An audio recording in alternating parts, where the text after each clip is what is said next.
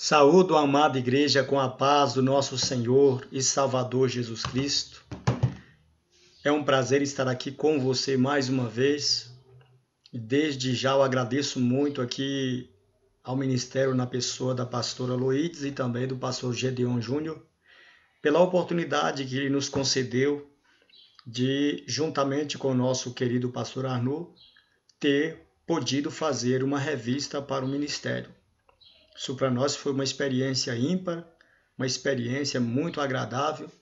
E eu tenho certeza que Deus abençoou muito a vida de vocês, como abençoou durante todas as outras revistas que já foram feitas pelo Ministério, como todas as outras revistas que ainda haverão de ser feitas. Cada um a seu tempo, cada um a seu modo, e eu tenho certeza que a glória é de Deus, as honras devem ser dadas ao Senhor. Mas nós, como servos que tivemos a oportunidade de trabalhar neste projeto, estamos muito felizes de poder ter contribuído. Então aqui nós já temos uma lição de despedida, que é a lição de número 12, que nós vamos trabalhar com os irmãos aqui para falar sobre a importância de defender o templo, de defender a igreja institucionalizada, para que as pessoas tenham um ponto de referência na sua vida espiritual. E então nós estamos aqui com o estudo de número 12, e que traz como título Defesa do Templo, refutando os desigrejados.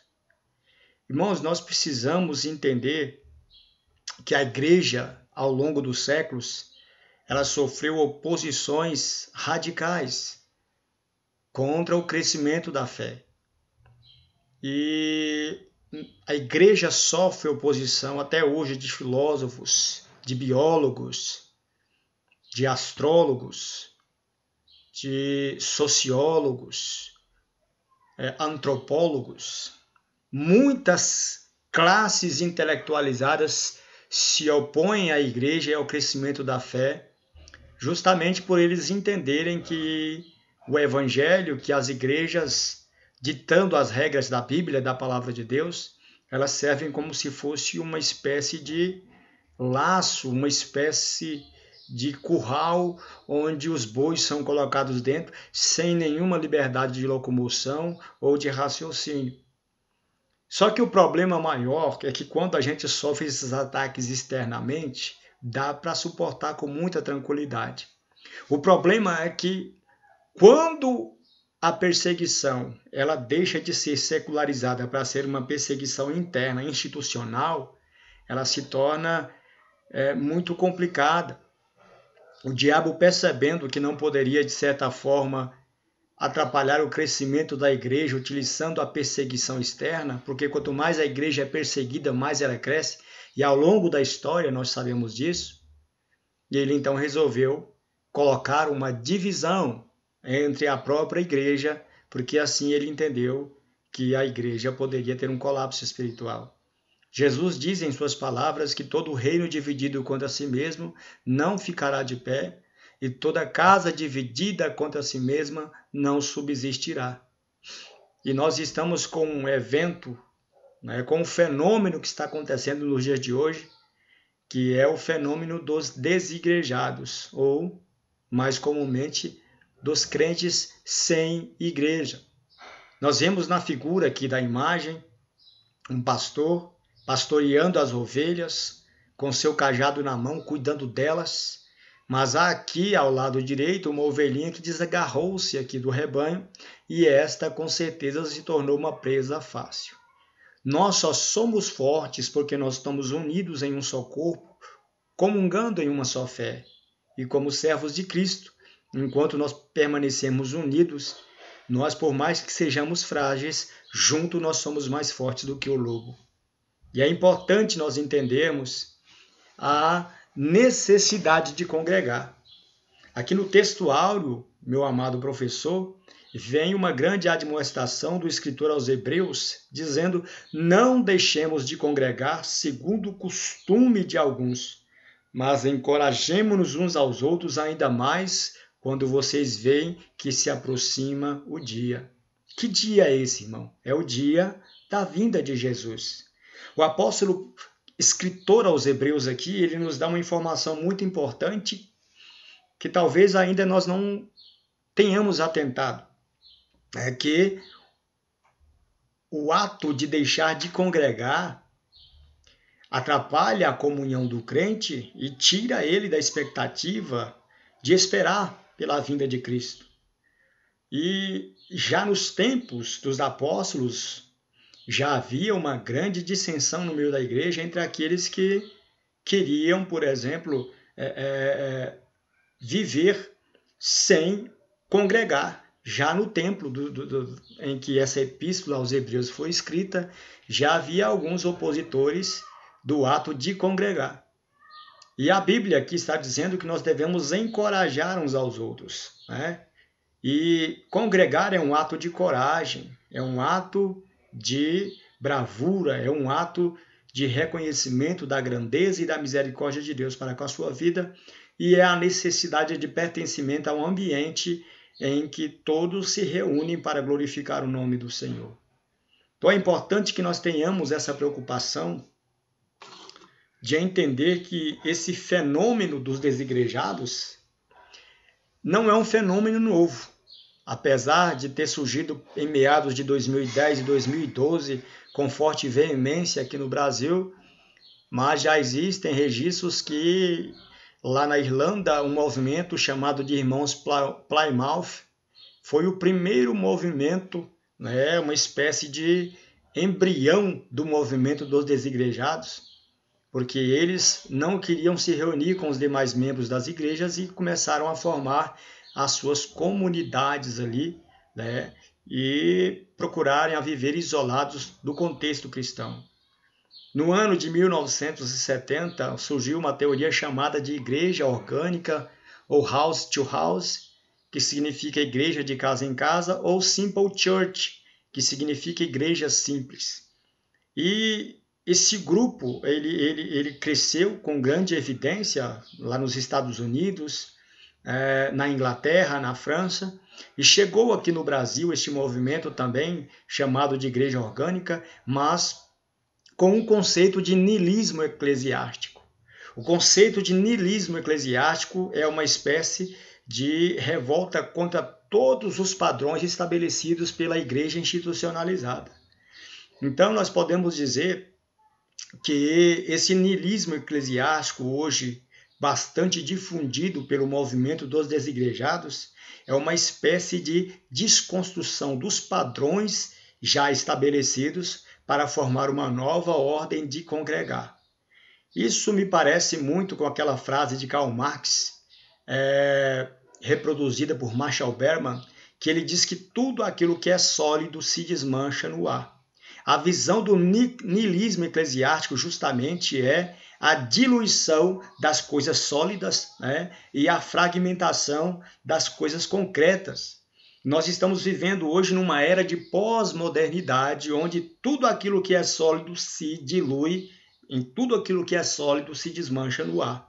Mas Jesus diz lá em Mateus capítulo 16, versículo 18, quando ele ouviu a afirmação de Pedro de que ele era o Cristo, o Filho do Deus vivo, ele disse: muito bem-aventurado és tu, Simão Barjonas, porque não foi nem carne nem sangue quem tu revelou, mas o nosso Pai, o vosso Pai que está nos céus, foi quem te revelou. E sobre esta pedra, sobre a afirmação de Pedro, né, de que Cristo era o Filho do Deus vivo, é no nome dele que ele diz: eu edificarei a minha igreja e as portas do inferno não prevalecerão contra ela. Embora nós estejamos vivendo na liquidez da pós-modernidade, a igreja permanece como um corpo sólido, porque ela é o corpo de Cristo, orgânico, né, espiritual e fundamental para o crescimento da fé. Então nós não podemos permitir jamais que essa teoria do niilismo eclesiástico, o abandono, a fuga dos templos para se encontrar com Deus, fases prontas como essas aí venham interferir na nossa vida e na nossa comunhão como igreja.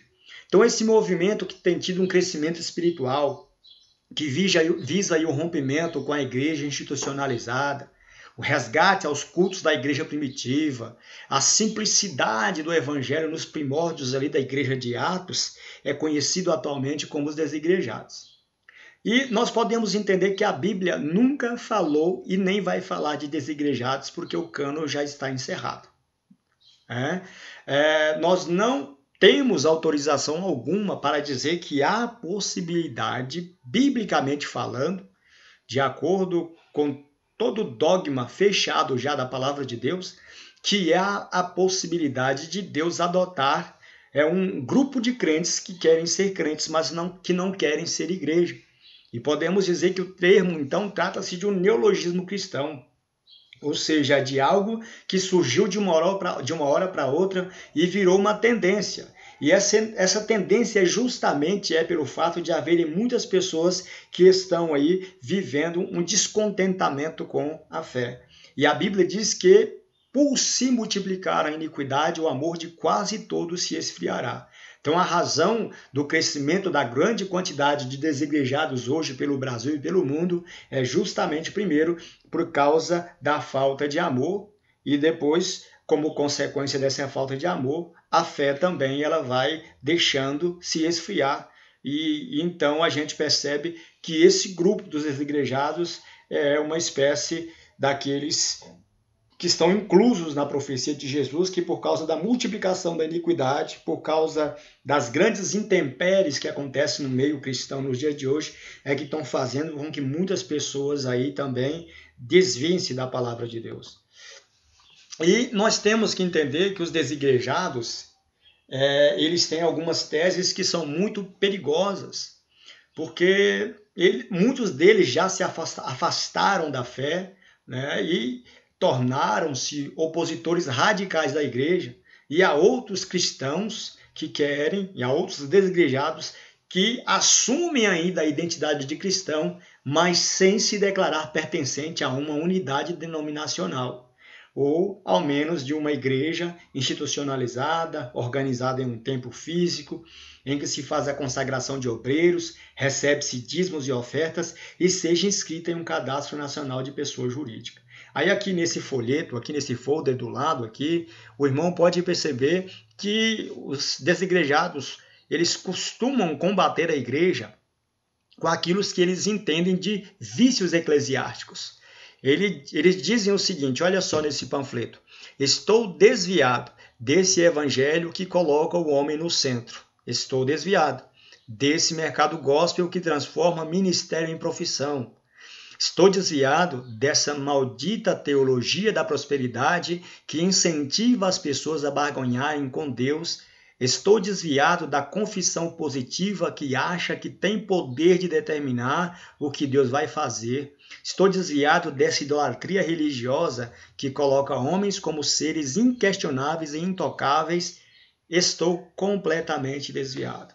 Então, o que a gente percebe que não é só pelo fato de criticar a igreja por criticar, porque existem dois grupos dos desigrejados. Aqueles que queriam continuar dentro da igreja, mas se viram impossibilitados de continuarem dentro da igreja por terem grandes conflitos ali com os líderes das igrejas, acabaram se ferindo, se tornaram então pessoas machucadas ali de alguma forma pelos maus tratos espirituais ali eclesiásticos que receberam de um determinado grupo ou hierarquia espiritual da igreja, e esses preferiram reunir-se de casa em casa ali, porque não aguentam o ambiente da igreja em si. E já um segundo grupo dos desigrejados são aqueles desigrejados que eles não têm nenhum desafeto em relação aos pastores e aos líderes das igrejas, mas eles são avessos à estrutura organizacional da igreja, que é essa ideia de ter uma figura de um pastor, de um presbítero, de um bispo,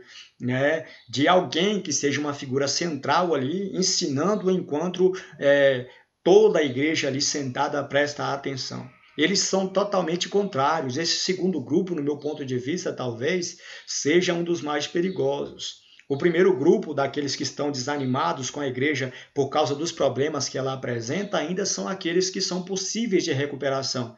Mas o grande problema se dá justamente pelo fato de que o segundo grupo é um grupo considerado mais perigoso.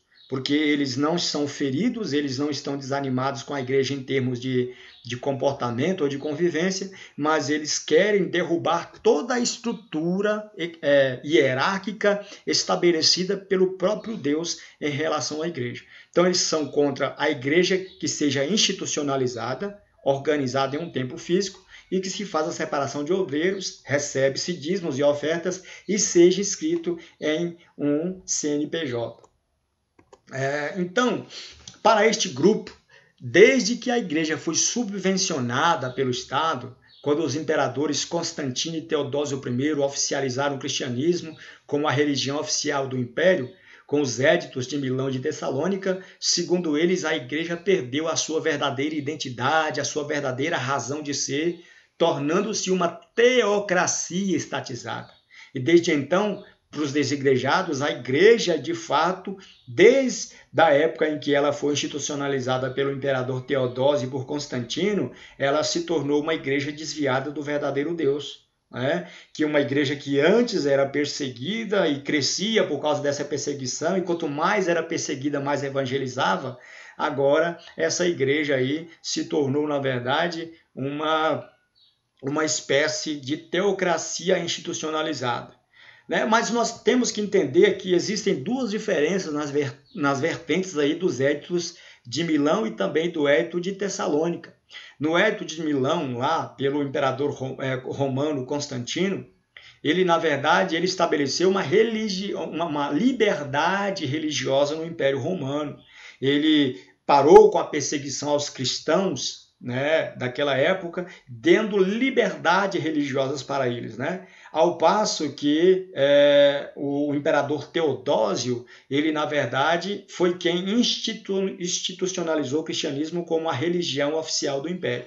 Houve um grande problema, na verdade, com esta institucionalização do império, porque a igreja passou a se tornar, na verdade, uma espécie de segundo poder, de um poder paralelo, que existia o poder do imperador, o poder ali então, lá na Idade Média dos reis, e em segundo plano havia o poder da igreja como uma espécie de verdade absoluta ou de um governo estabelecido pelo próprio Deus e que não era passível de ser questionado. Daí, com toda essa história, nós percebemos que a igreja romana tornou-se uma igreja forte, uma igreja que cresceu, uma igreja que se empoderou da religião, e para manter os privilégios da religião, a igreja ela se tornou então uma igreja totalmente desviada dos propósitos de Deus. Só que nós não podemos de forma alguma dizer que por causa de um fato isolado como aquele, que a igreja ela vai perder a sua razão de ser, ela vai perder a sua importância como igreja de Deus. Nós temos que entender que lá por volta ali do século XV, XVI, a gente já vai ver Martinho Lutero com a visão de reformar esta igreja e não de destruir esta igreja. Eu acho que a visão dos desigrejados, na verdade, está muito errada nesse aspecto aí, porque ao invés de tentarem recuperar a igreja daquilo que eles entendem como vícios doutrinários e teológicos, eles preferem destruir do que tentar agregar e consertar o que está errado. E defendem muito as teses de Martinho Lutero para conseguir de alguma forma,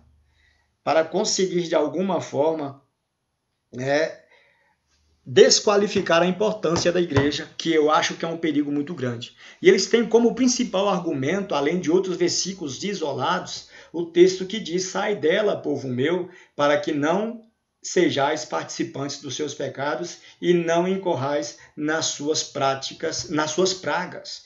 Eles utilizam o versículo lá a respeito da saída, da fuga da doutrina da Babilônia, como se a igreja estivesse totalmente desviada da verdade. E para eles não existe cristianismo, esse rótulo aí é um rótulo de evangélico, é um neologismo, uma invenção de homens desviados da verdade. E, na verdade, isso não é. A Bíblia vai dizer que quando os apóstolos chegaram na cidade de Antioquia, eles começaram a pregar a palavra de Deus. Foi lá na cidade de Antioquia que os apóstolos, os discípulos e a igreja começou pela primeira vez a ser chamada de cristãos.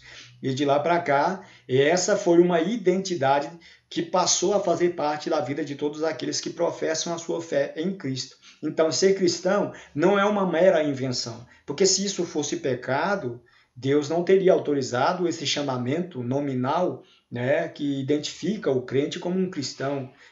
Dizer que você é um cristão é dizer que você pertence a Cristo, que você pertence a uma ideologia cristã, que você pertence à filosofia cristã de vida espiritual e também de vida social e moral. Então, os perigosos posicionamentos dos teólogos desigrejados se dá justamente porque eles estão envolvidos em sérios desvios teológicos e doutrinários. E é necessário que a igreja esteja atenta para que não seja presa fácil das convicções pseudos teológicas divulgadas por esse grupo. Para eles, os desigrejados, Cristo não deixou nenhuma igreja institucionalizada, o que se contrasta muito com Mateus 16, 18, quando ele diz, sobre esta pedra eu edificaria a igreja. A partir do momento que ele diz que eu edificaria a minha igreja, ele está construindo uma igreja. E o ato de construir uma igreja não é só no sentido de você formar pessoas para que estejam em grupos ali evangelizando e tal, porque se eles não tiverem a possibilidade de congregarem fixamente num lugar, cada um viverá como um nômade na fé, e a tendência do nômade é, na verdade, ele perder a sua identidade, se misturar com outras coisas e acabar saindo do plano principal. Outra coisa que nós não podemos nos esquecer é que lá em Efésios capítulo 4, versículo 11, a Bíblia vai nos dizer que ele mesmo, depois que ele subiu ao cativeiro, ele deu dons aos homens. E na igreja, a Bíblia diz, e na igreja ele concedeu alguns para apóstolos, profetas, pastores, doutores e mestres. Para o quê? Para que a igreja tivesse, então, um grau de espiritualidade ali firmado na doutrina de Cristo e também na doutrina dos apóstolos, para que o povo pudesse, de alguma forma, se reunir como igreja e ter essas 5 classes de lideranças aí dispostas para ajudar, né, a acompanhar aqueles que abraçavam a fé. Então você está vendo aqui, olha, desigrejados, pastor não temos. Será? Sem líderes e sem pastor? Como assim? É uma pergunta que eu não consigo entender. Porque todo movimento que existe no mundo ele tem que ter uma liderança, seja para bem ou seja para mal. E uma pessoa que não aceita uma liderança, ele está de alguma forma sendo rebelde. Aquela pessoa que quer viver por conta própria, aquela pessoa que quer viver segundo o seu próprio desejo, segundo as suas próprias convicções e segundo as suas próprias imaginações. E aqui no tópico B vai dizer que desde a oficialização do cristianismo, a igreja está corrompida e em pecado. Olha, por mais que a igreja esteja sofrendo por problemas, a gente vê que existem muitas ramificações pseudo-cristãs que se identificam como igreja, pessoas que estão realmente fazendo a fé de mercado, pessoas que estão aí se utilizando do evangelho para poder se enriquecer indevidamente, pessoas que estão utilizando do evangelho apenas para exercer um certo domínio sobre as pessoas, para encurralar as pessoas no seu modo de pensar, criando doutrinas falsas, criando ali movimentos estranhos. Mas isso não quer dizer que a igreja esteja em pecado. Eu comparo a igreja com a arca de Noé. A Bíblia vai nos informar que Noé, quando ele entrou na arca, ele colocou ali um casal de cada um animal. E entrou centenas e centenas de milhares de espécies dentro daquela arca para a conservação das espécies. Durante o dilúvio, a água aumentou muito sobre a face da terra e ficaram ali durante muito tempo dentro daquela arca, com aquele mau cheiro todo, os animais defecando, urinando. Era algo insuportável. Mas acredito eu que era muito mais vantajoso você conviver dentro da arca de Noé com toda a urina e a fedentina das fezes do que você pular no dilúvio e morrer afogado. Então nós podemos dizer que a igreja de Deus hoje é uma representação de uma arca que conduz aqueles que querem ser salvos. E por mais que haja problemas dentro desta igreja, nós não podemos dizer que ela está de todo contaminada e corrompida por causa de um ou outro que não quer se situar naquilo que a palavra de Deus determina. Então, meu professor, eles também criticam a igreja organizada em templos, envolta à corrupção, né, e escândalos, e é um empecilho para o reino de Deus. Eles dizem que a igreja institucionalizada hoje ela está envolvida em sérios problemas de ordem escandalosa e elas, na verdade, se tornaram um grande empecilho para o reino de Deus. Embora, em parte, eu concorde que há atitudes isoladas de alguns líderes eclesiásticos aí, de pedirem quantias vultuosas e escandalosas, movimentarem aí grandes somas para lavagem de dinheiro, comprarem fazendas, aviões, adquirirem muitos terrenos ali, que foram doados ali para que se utilizassem na obra de Deus, utilizando em proveito próprio, mas isso não desqualifica a necessidade da igreja estar reunida para congregar e adorar a Deus. Aqueles que estão errando desta forma, eles vão prestar contas com Deus, mas nós não podemos desqualificar a igreja por causa dos problemas que está acontecendo. Outra coisa que eles dizem é: Cristo não instituiu hierarquias eclesiásticas, nem dízimos, nem cultos regulares, nem membresias, nem confissão de fé e muito menos aquisição de propriedades. Irmão, embora Cristo não tenha feito essas instituições de modo presencial, ele continuou todo o trabalho dele através dos apóstolos dele. E os apóstolos, então, quando viram que a igreja estava crescendo, eles começaram a organizar. Eles entenderam, olha, nós não podemos deixar de pregar a palavra de Deus para que nós venhamos servir às mesas. Então, eles foram lá, instituíram os diáconos, eles compuseram ali, colocaram no lugar de Judas um apóstolo que faltava para que a igreja não ficasse ali sem uma liderança apostólica. Né? Escolheram Matias para o lugar de Judas. Nós vemos ali então que eles instituem um diaconato, instituem um presbitério, eles começam a trabalhar na organização da igreja, na coleta das ofertas, na ajuda para os cristãos necessitados e começaram então a saírem viagens missionárias ali. A Bíblia mesmo fala que a igreja lá de Jerusalém, ela vai enviar Paulo, Silas, Barnabé, como os evangelistas e missionários da igreja primitiva naqueles primeiros momentos ali, para que possam estabelecer igrejas pela Ásia, né? E de alguma forma ali, então, que essas pessoas possam estar ali confirmando a fé de outros que estão abraçando o evangelho. Né? O pensamento teológico, segundo eles, o pensamento teológico atual enterrou o crescimento da fé. Precisamos sair da igreja se quisermos nos encontrar com Deus. Olha só que coisa mais absurda. É uma frase pronta, é um jargão pronto, é uma frase de efeito que ela tem a possibilidade de distorcer o pensamento dos incautos, daqueles que não costumam ler a Bíblia, daqueles que são levados por todo o vento de doutrina, né? E é necessário que a igreja tenha um cuidado muito grande para não cair nessas falácias, porque essas verdades, essas frases ali, elas contrastam com o ambiente que a igreja está vivendo no momento e faz com que o crente sinta a necessidade de sair da igreja para se encontrar com Deus. Mas nós podemos dizer que a pessoa nessa condição, ela dificilmente vai conseguir permanecer firme na fé.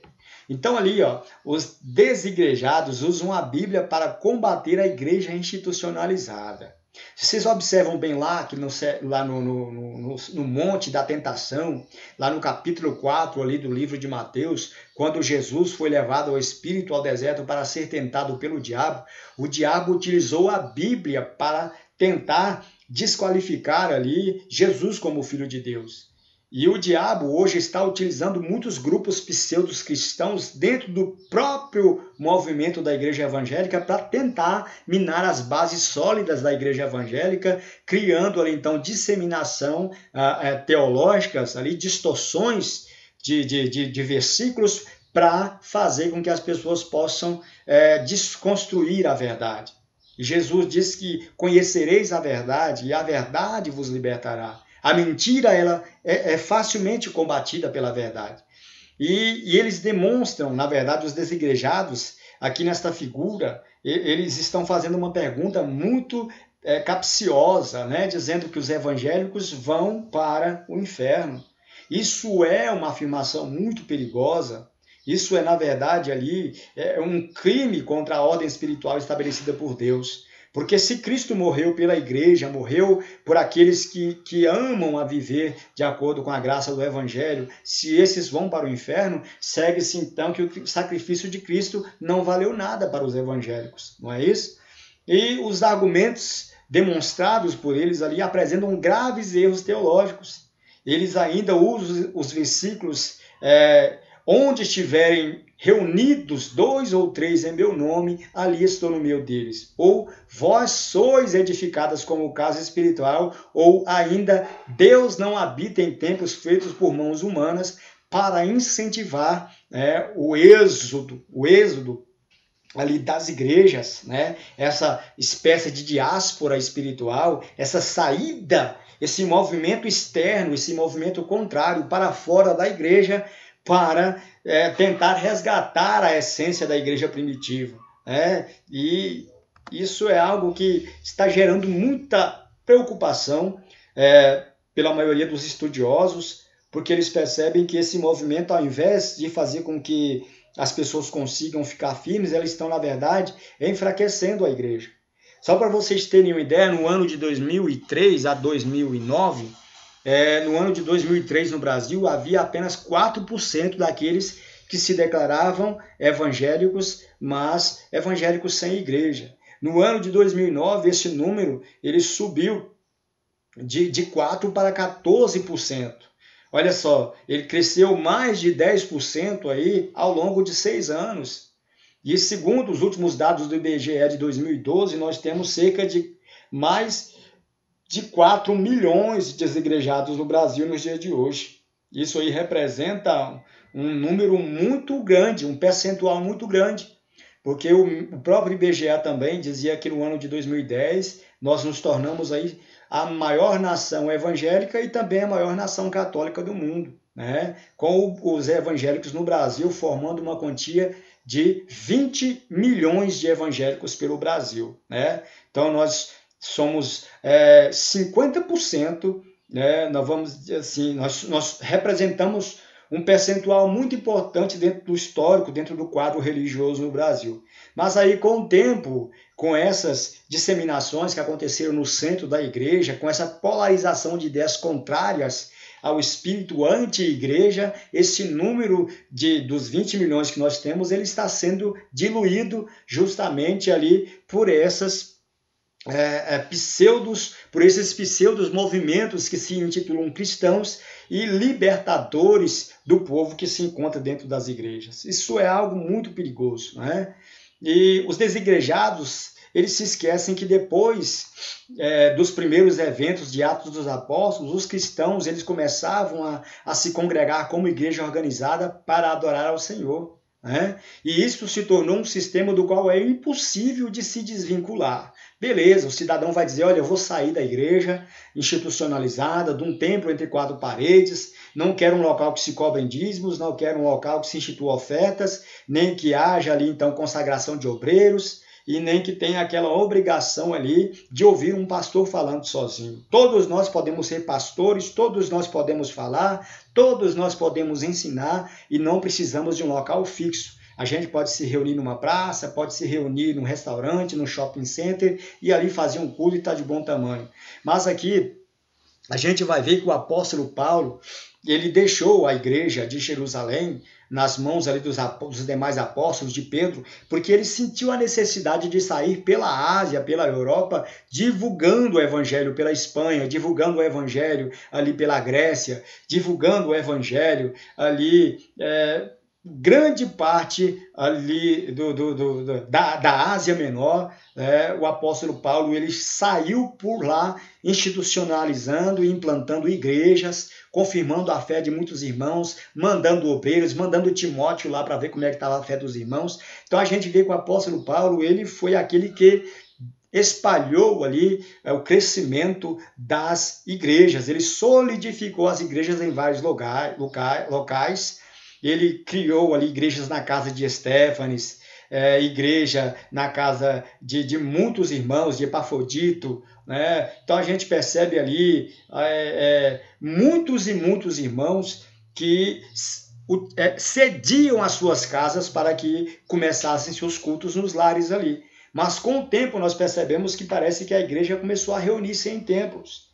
E Jesus nunca ensinou os seus discípulos a serem aversos aos templos. Na verdade, a Bíblia nos mostra que Cristo deixou sempre o exemplo de, sempre que ele descia do monte ali, que ele passava a noite em oração, a primeira coisa que ele fazia era se dirigir ao templo, e ele todos os sábados ali, por exemplo, ele pegava um trecho das Escrituras e lia ali na sinagoga. Então Jesus costumava frequentar as sinagogas. Nós vemos os discípulos também, depois que Jesus foi assunto aos céus, Pedro, Tiago e João, no capítulo 3 do Evangelho, do livro de Atos, nós vamos ver que eles estavam subindo ao templo na hora nona, da hora da oração, para orarem quando eles curaram aquele paralítico lá na porta do templo, chamado de templo, na porta formosa, né, que era a porta do templo.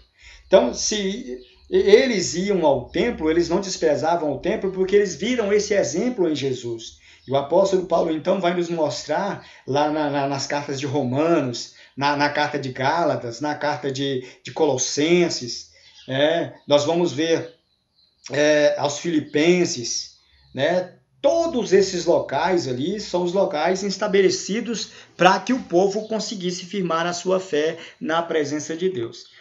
Todas essas leituras, então, elas nos fazem compreender implicitamente a existência de uma igreja organizada, né?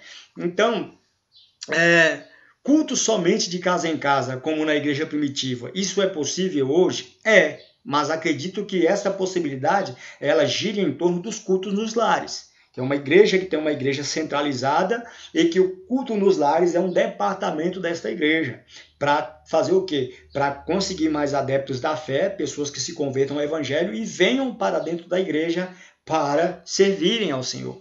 Foi assim que o apóstolo Paulo fazia os cultos nos lares, fazia os cultos nas igrejas locais, em que os crentes daquela época cediam as suas casas para que os cultos fizessem ali, mas onde ele chegava naquela região, ele implantava ali então uma igreja. E a gente percebe que esse modelo de igreja em casa, ele vai demorar um pouco, aí em torno de 50 anos, né, mais ou menos, e depois as igrejas vão começar a se estabelecer então nos templos, né?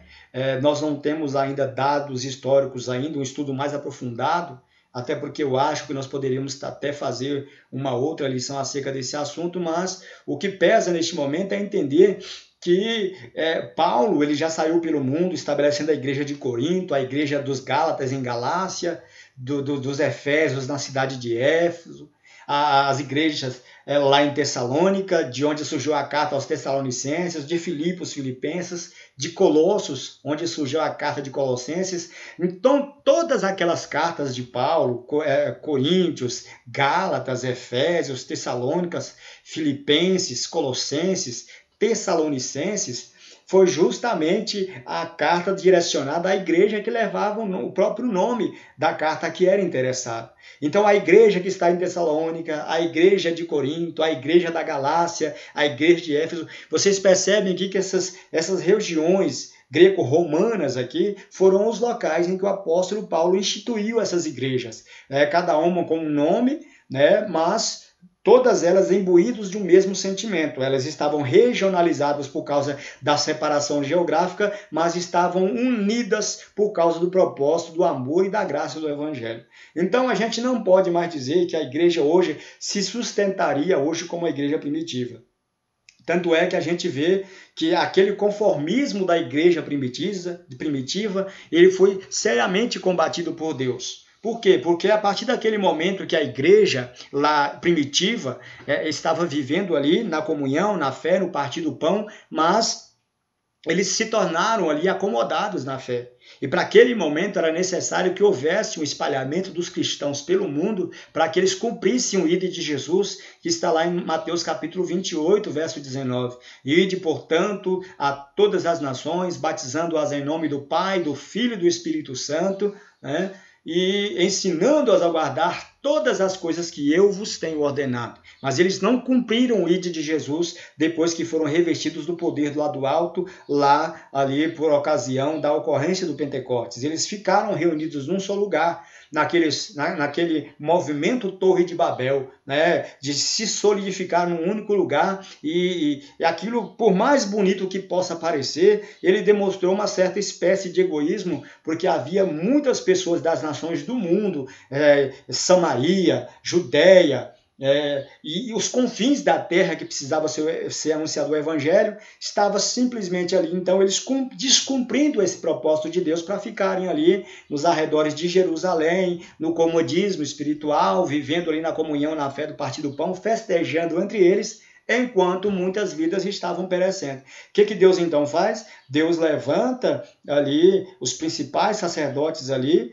e permite que eles, a princípio, eles deem uma sacudida nas estruturas da igreja, perseguindo os irmãos, matando alguns, prendendo outros ali, né? E nós vemos esse exemplo lá que Saulo de Tarso, ele sai, né, de Damasco, ele sai ali do Sinédrio ali com as cartas na mão, procurando prender qualquer que confesse o nome de Jesus. Isso tudo foi permissão de Deus, porque se o povo continuasse sem perseguição e no comodismo, o povo estaria ali, então, fadado ao esquecimento e não cresceria a propagação do evangelho. Então Deus permitiu que a igreja fosse perseguida justamente para que Filipe fosse se encontrar com o servo da rainha de Candace, o eunuco, pregasse o evangelho para ele, que Filipe fosse para as regiões de Samaria ali e levasse o evangelho cumprindo a ordem de Jesus, que os apóstolos saíssem pela Ásia, pela Europa, pela Ásia Menor, divulgando o evangelho. Então não tem como dizer que a igreja deve ficar como a igreja primitiva, porque aquele sentimento daquele momento era um sentimento um pouco que totalitário, um sentimento um pouco exclusivista, de arrebanhar somente aqueles que estão próximos, esquecendo-se daqueles que estão longe. Então, o propósito de Deus é que a igreja ela se expanda como uma igreja institucionalizada para que ela sirva de referência para aqueles que querem congregar. Mas os cultos nos lares, as igrejas orgânicas, a Simple Church, como dizem por aí, elas são igrejas que não conseguem se sustentar por muito tempo. Ou elas se institucionalizam, ou vão acabar, então, perdendo a essência, o grupo vai ser dissolvido, e eles vão acabar partindo para uma outra área. Só tomando por base a primeira carta aos Coríntios, dá para se ter a ideia de que a igreja ali se reunia no templo. Veja essas admoestações paulinas quanto à ordem no culto. Mas os que tiverem fome, que comem em casa, 1 Coríntios 11:34, está falando justamente ali no contexto da Santa Ceia, que muitos traziam seus alimentos de casa e começavam a comer, deixando os irmãos que não tinham condições financeiras passarem dificuldade e não participarem da Santa Ceia porque eram pobres. E ele repreendia eles, olha, vocês que têm fome, que comem em casa. Ou seja, se era para fazer essas coisas em casa, é porque, de certo, havia então um templo, uma igreja, um local onde eles se reuniam como igreja para adorar a Deus.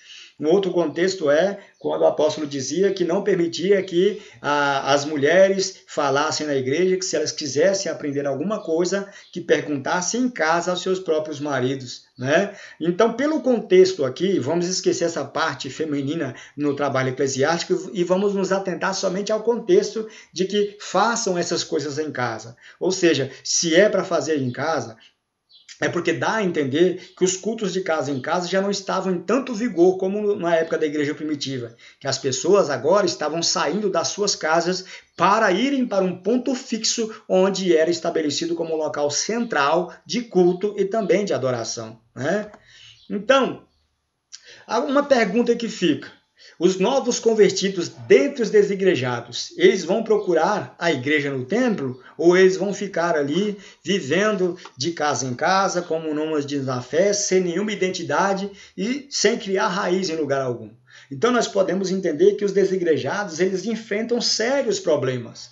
Ao abandonarem os templos e começarem o culto nos lares, eles logo vão precisar se organizar como igreja. E para isso necessitarão de um templo físico para ele reunir essas ovelhas que eles estão arrebanhando. E por incrível que pareça, contraditoriamente, eles vão acabar repetindo aquilo que eles combatem com toda a veemência, a institucionalização da igreja como templo fixo. Não há possibilidade de eu utilizar ali, de eu começar a pregar o evangelho e arrebanhar pessoas, que vai ter sempre alguém disposta a receber cultos todos os dias na sua casa ali, para poder receber essas pessoas nas suas casas. Então acredito eu que há até um certo desconforto, um dispêndio financeiro para uma pessoa que cede a sua casa o tempo todo para fazer culto, porque não é fácil você manter uma despesa dessa. Não é isso? Então, a cada momento que isso possa parecer que vai crescer, a tendência é de se liquefazer, justamente porque não dá para manter uma estrutura dessa por uma casa sozinha. Aí eles vão ter que contribuir com a casa, vão ter que ajudar a pagar a energia, vão ter que comprar cadeiras para colocar numa casa. Simplesmente eles estão mudando apenas o local, mas a forma é a mesma. Cristo foi quem inventou a fórmula de como deve ser uma igreja e não tem como fugir dessas bases estabelecidas por Cristo, né? A Bíblia diz que ninguém pode lançar outro fundamento e o fundamento é Cristo. E qual foi o fundamento? De uma igreja reunida, de uma igreja congregando num templo, num lugar como referência, né? Lá em Isaías capítulo 56, versículo 7, o Senhor diz: a minha casa será chamada casa de oração para todos os povos. Então, desde os tempos antigos, o templo sempre foi uma referência de local de adoração. E a gente utilizar aquele contexto de que Deus não habita em templos feitos de mãos humanas para justificar a desnecessidade da igreja, isso é ir contra os princípios de Deus. Nós somos o templo do Espírito Santo porque Deus não habita justamente nas paredes, mas habita naqueles que, reunidos, formam o corpo de Cristo. E vale salientar que qualquer pessoa que um dia resolva buscar a Deus tem no templo um local de referência, não é? Qualquer pessoa que aceita Jesus, se eu levo um panfleto no evangelismo ali, convido aquela pessoa para aceitar Jesus, ela vai te perguntar: onde é a sua igreja? Aí você vai dizer: a minha igreja se encontra lá na Avenida Formosa, na Formosinha, a minha igreja aqui é na sede no Gama, a minha igreja é aqui em Santa Maria, a minha igreja aqui no Pedregal. Você vai dar uma referência, um local que a pessoa saiba que onde ele for ali, ele vai encontrar louvor, palavra de Deus, adoração e busca pelo Espírito Santo. Então, mas os desigrejados, eles são difíceis de serem encontrados, porque eles vivem como nômades na fé, errantes de um lado para o outro, sem terem um local para exercer a fé e estão à beira da apostasia espiritual. Aí vem aquele contexto. Ou o nômade se fixa, né, para criar base e solidez, ou ele vai deixar de existir. É muito difícil um grupo como esse se levantar e dizer: nós vamos sobreviver sem a igreja, né, e vamos conseguir. Eles vão ter que se institucionalizar. Ou eles vão estar criando uma nova religião, uma seita combativa do templo, uma seita que prega contra a institucionalização da igreja, mas ao mesmo tempo eles estão se tornando inimigos e radicais opositores da fé, porque se a Bíblia diz que Cristo vem para salvar a sua igreja, onde é que há de comparecer os desigrejados? Então, quem aceitar a Cristo em suas reuniões, cedo ou tarde, vai sentir a necessidade de um culto puro, reverente e verdadeiro. E para onde irá? Para a igreja. Vejamos o que diz Isaías: também os levarei ao meu santo monte e os alegrarei na minha casa de oração. Os seus holocaustos e os seus sacrifícios serão aceitos no meu altar, porque a minha casa será chamada casa de oração para todos os povos. Irmão, meu professor, esta é uma profecia para a igreja atual também, né? E não somente para os crentes veterotestamentários. Pois o próprio Deus demonstra pelos verbos utilizados na profecia de Isaías que esta promessa se aplicaria também ao futuro presente, porque ele enfatizou a importância de um templo para a igreja se reunir em sua casa de oração. E se Cristo não quisesse institucionalizar a igreja, ele não colocaria, então, um grupo de líderes responsáveis para cuidar e para arrebanhar aqueles que sentem necessidade de congregar para viverem conforme os costumes da fé. Então, aqui no tópico 3 vai dizer: congregar não pode ser de qualquer jeito, nem em lugares impróprios à adoração. E para disfarçar o seu desânimo espiritual, sustentar seus erros doutrinários, os desigrejados torcem a verdade do evangelho, dizendo não haver mais a necessidade de estar na igreja para ser crente, e usam a expressão Deus está em qualquer lugar e por isso o crente é crente em qualquer lugar. Isso é uma falácia das mais absurdas possíveis. Tem um ditado muito bonito aí utilizado, consagrado já no meio cristão, que uma brasa fora do braseiro, a tendência dela é se apagar. É o calor de uma e da outra é que fazem com que elas sobrevivam, com que ela permaneça acesa. Houve uma parábola dos porcos espinhos, né, no Polo Norte, em que os porcos espinhos estavam passando por um momento de frio muito grande, mas quando eles se encostavam uns nos outros, eles começavam a se espinhar e logo eles sentiam a necessidade de se afastar por causa do incômodo dos espinhos. Mas aí eles perceberam que o frio que vinha sobre eles por estarem afastados era tão grande que se ficassem isolados eles morreriam sozinhos. Então, moral da história, os porcos espinhos, mesmo se ferindo ali com os espinhos uns dos outros, eles preferiram manter o calor ali dos seus corpos juntos, porque sabiam que fora do calor ali daquela manada, eles poderiam morrer congelados. Então, preferiram viver se espetando ali para receber o calor um do outro, do que morrer isolados no frio ali do Polo Norte. Então, essa fábula é muito interessante, que mostra hoje à igreja que, por mais que a igreja tenha suas deficiências e seus problemas, é o amor de uns para com os outros, é a união, é o vínculo da paz, da alegria e da fé, é que nos mantém firmes ali nesse propósito de buscar. Então, não é simplesmente dizer que Deus está em qualquer lugar e por isso o crente é crente em qualquer lugar. Na verdade, a igreja ela é uma espécie de hospital da fé. Nós vamos ver isso daqui a pouco. Então, o culto ele pode ser feito em uma lanchonete sem perder o foco. Um dos argumentos dos desigrejados é: se eu estiver na praça comendo pizza, tomando um sorvete com meus amigos em nome do Senhor, ali seremos a igreja. Ali será o nosso local de culto, ali o Senhor se fará presente. Será mesmo? Pode, porventura, nesses encontros casuais, em praças, restaurantes e lanchonetes, os irmãos se reunirem com o único objetivo de adorar, sem perder o foco? E se é possível, seria este um culto genuíno de louvor e adoração a Deus? Ou seria ele um culto mesclado de descontrações, piadas, conversas ou brincadeiras inconvenientes? Ou talvez um culto libertino, acompanhado de futilidades e coisas santas ao mesmo tempo? Não, meus amados, lazer é lazer e culto é culto. Não se podem desvirtuar as coisas virtuosas. Jesus se irritou contra o desrespeito farisaico ao templo e a irreverência no culto, e este é o único momento em que nós vemos Cristo verdadeiramente irado. Somente os fariseus estimulam o desrespeito à igreja de Deus. Então, esse argumento de que eu não preciso de estar na igreja todo dia para ser crente. Eu não preciso de estar na igreja todo dia ali para buscar a Deus. Eu posso ser crente lá em casa.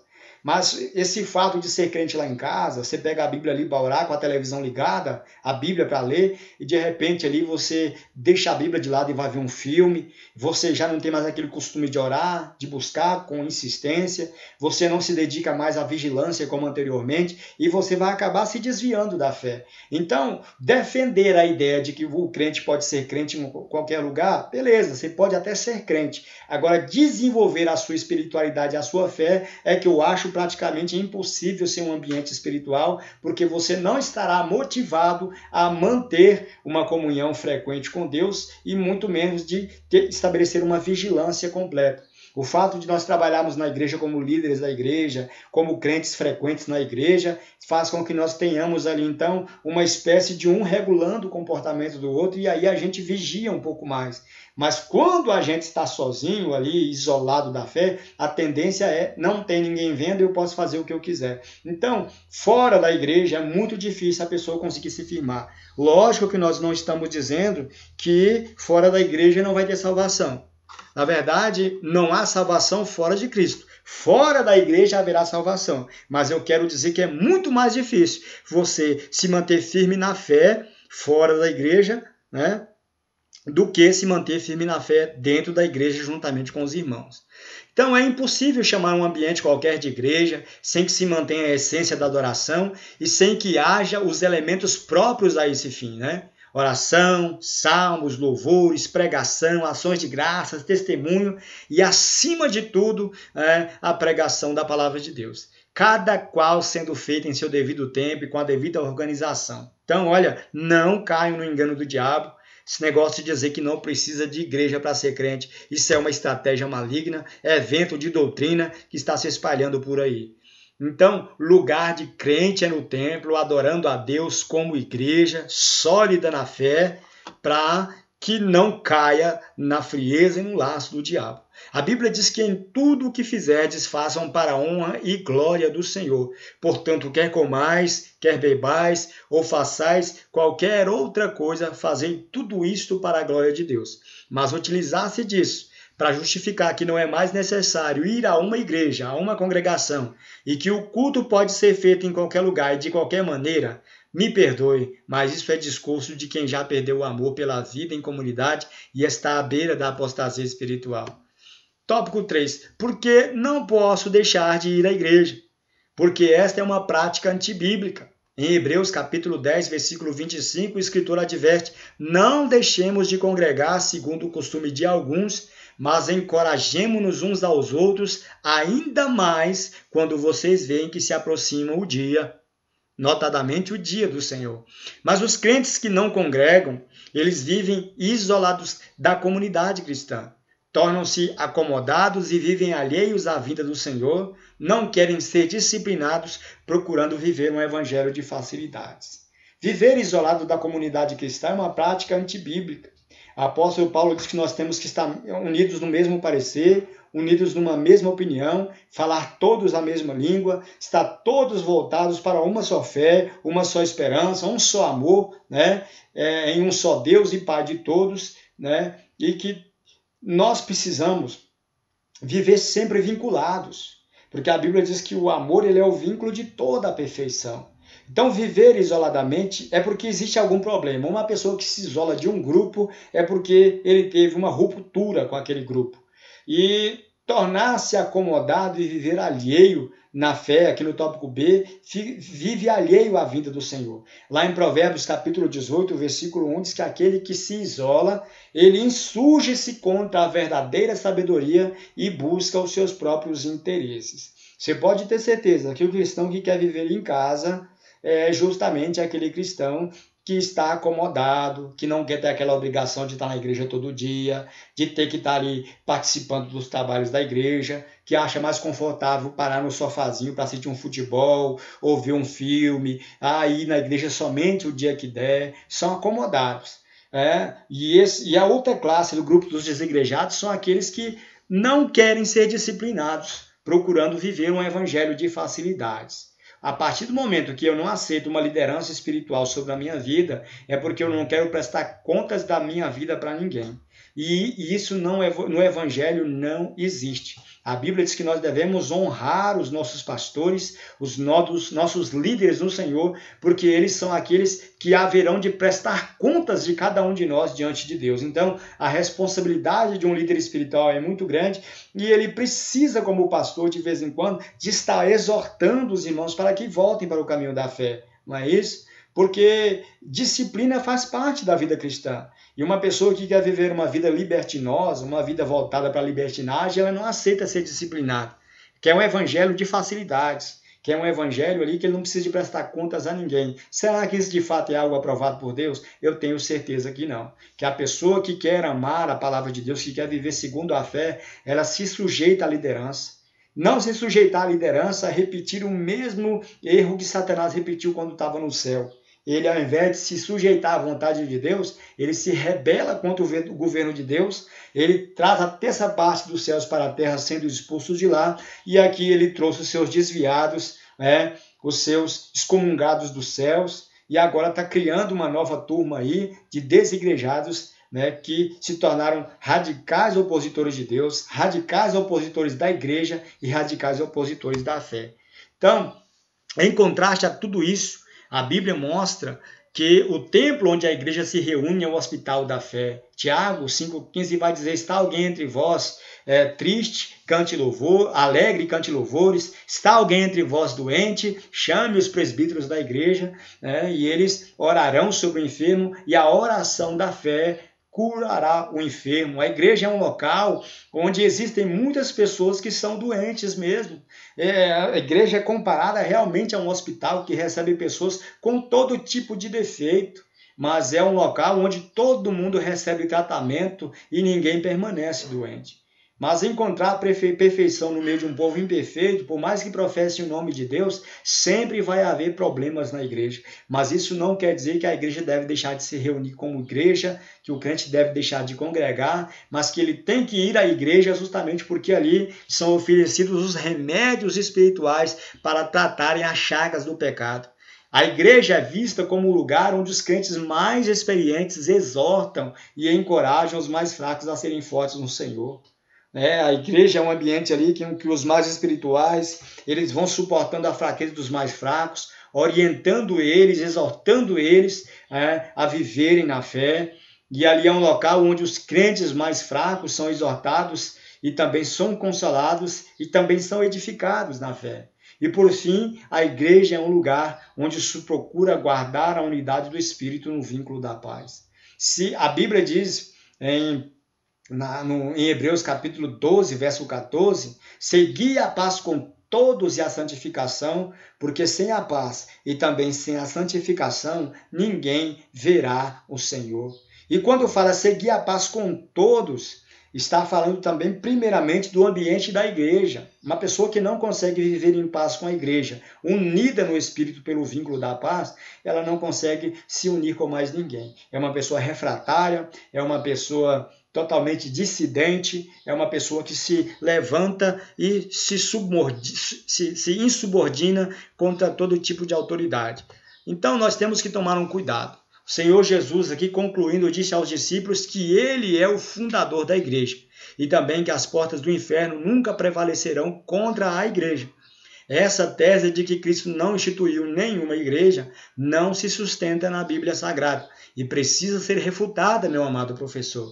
Então explique para o seu aluno que congregar não é uma invenção do Novo Testamento, que desde a antiguidade já se congregava no templo para prestar culto ao Senhor, E devemos manter a alegria de congregar, mesmo com todos os problemas que a igreja enfrenta, porque é a ela que o Senhor dirige a sua voz. Lá em Apocalipse capítulo 2, versículo 7 diz: aquele que tiver ouvidos, ouça o que o Espírito diz às igrejas. Deus não tem nada a dizer para os desigrejados. Deus não tem nada a dizer com aqueles que se apostataram da fé. A comunhão de Deus é com a sua igreja e com o povo que professa a sua fé em obediência à sua vontade. Então, nós oremos a Deus para que os desigrejados voltem para dentro das igrejas e não fiquem por aí, porque a Bíblia diz que Cristo vem para buscar a sua igreja. E se Cristo vem para buscar a sua igreja, onde estarão então os desigrejados? Então, findo aqui a minha oportunidade, agradeço aqui a oportunidade em nome de Jesus, aguardo os irmãos aí para um estudo posterior e eu tenho certeza que Deus há de abençoar a vida de cada um de vocês e vos confirmar a cada dia mais na fé e na esperança. Deus abençoe em nome de Jesus.